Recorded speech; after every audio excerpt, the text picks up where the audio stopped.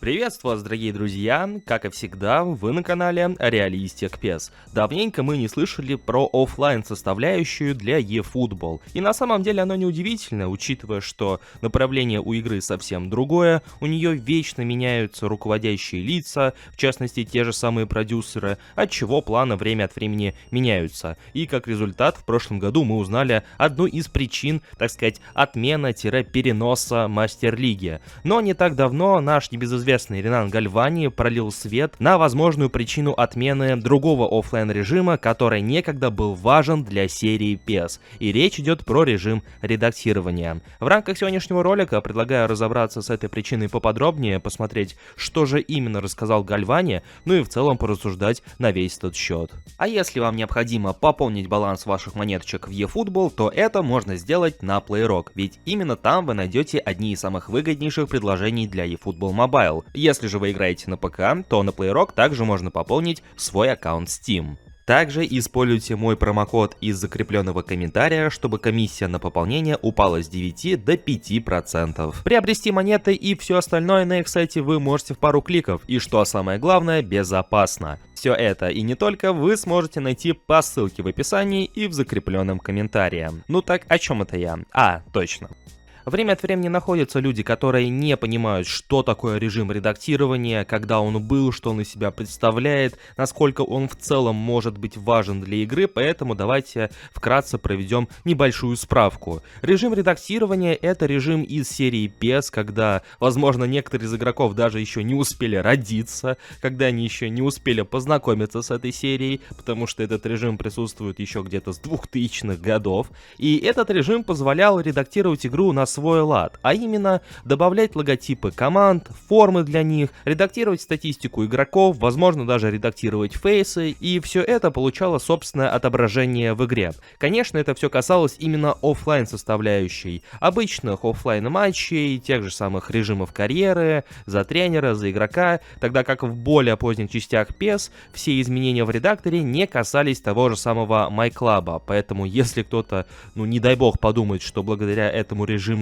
как-то можно было воздействовать на онлайн, нет, это не так. И после того, как мы расставили все точки над «и», что же могло послужить отменой для появления этого режима в рамках eFootball? Потому что с момента запуска этого ответвления мы, по сути, ждали все это время возвращения режима редактирования. Со слов Ренана Гальвани, Konami решили отказаться от этого режима во многом из-за того, что, как я упоминал ранее, у игры вечно меняются продюсеры и, соответственно, меняются планы, меняются приоритеты, и также отчасти упоминается проблема, которая произошла пару лет назад с другой футбольной игрой, а именно с футбольным менеджером. Возможно, многие из вас не в курсе, но года 2-3 назад вспыхнул небольшой скандал, якобы из-за того, что разработчики позволяли добавлять в игру реальные логотипы команд, изображения футболистов, так сказать, восполняя отсутствующую графику, и из-за чего отчасти возник вопрос с авторскими правами. Игроки тогда чуть не лишились подобной возможности, а именно как раз таки добавлять все логотипы и лица, но по итогу как-то дело замялось, то есть громкого скандала не последовало, никаких радикальных решений также не было, но сам факт, что подобные разговоры были,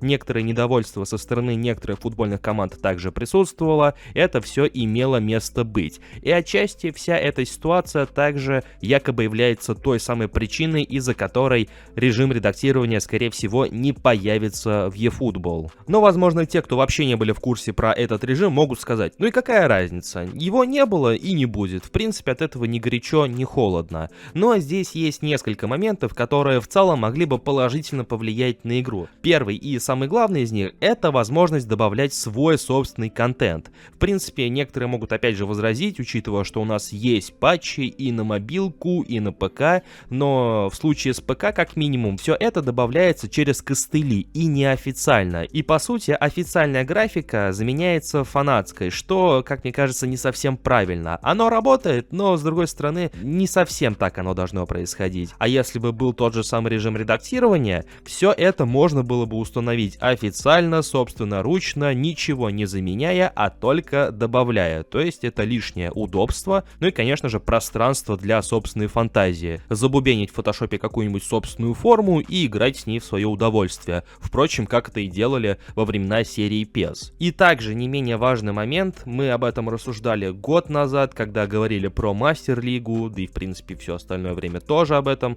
говорили. В принципе, появление в игре Мастер-лиги режима карьеры тренера был ожидаем в связке с тем же самым режимом редактирования, потому что играть в карьеру с фейковыми названиями команд, с фейковыми формами, логотипами не имеет особого смысла. Поэтому вместе с режимом карьеры мы ожидали и в связке режим редактирования. И если кто-то из них в игре не появится, то скорее всего второго также ожидать не стоит. И как раз таки подобные слухи появились именно про режим редактирования. Опять же, все это слухи, никто ничего официально не подтверждал, не объявлял, но учитывая, что с момента выхода eFootball прошло уже достаточно времени, несмотря на все какие-то намеки, слухи, за все это время мы не дождались ни режима редактирования, ни режима карьеры. И, наверное, не открою Америку, если скажу и в целом предположу, что, скорее всего, мы теперь их точно не увидим. Слухов с каждым разом становится все меньше и меньше,